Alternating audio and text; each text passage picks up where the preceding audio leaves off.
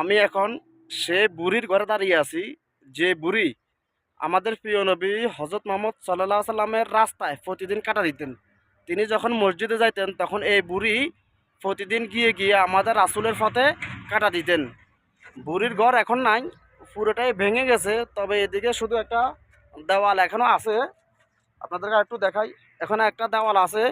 যেভাবে ফেরাউন চলে গেছে, কিন্তু ফেরাউনের লাশ এখনো আছে। পৃথিবীর যতদিন থাকবে ততদিন ফেরাউনের লাশ মানুষ দেখবে আর ইসলাম সম্পর্কে জানবে। ঠিক তেমনি এদিকে একটা দেওয়াল এখনো আছে, এদিকে একটা দেওয়াল এখনো আছে, মানুষ ইসলাম সম্পর্কে জানবে। এই দেওয়াল 1400 বছর পরও এখনো দাঁড়িয়ে আছে। আর এদিকে যে কাঁটাটা দেখতেছেন, এই কাঁটা গাছ থেকেই এই কাঁটা গাছ থেকে প্রতিদিন কাঁটা নিয়ে নিয়ে আমাদের রাসূলের পথে কাঁটা দিতেন।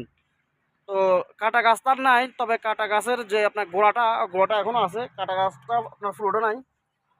আর আরেকটা জিনিস যদি আপনাদেরকে যদি আমি দেখাই, এদিকে একটা ফাথর দেখা যাচ্ছে বড়, দেখতে পাচ্ছেন কি না আমি জানি না।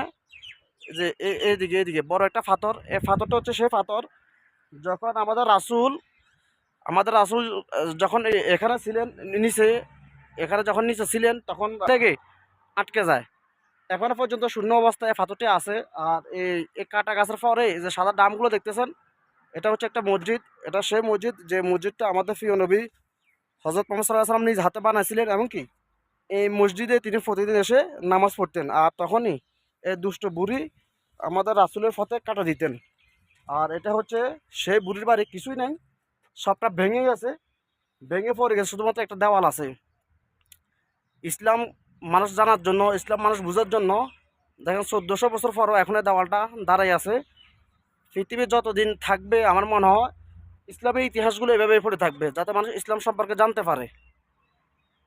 তো এখন আমি আছি তায়েফে, এই বুড়ির বাড়িতে, দুষ্ট বুড়ির বাড়িতে।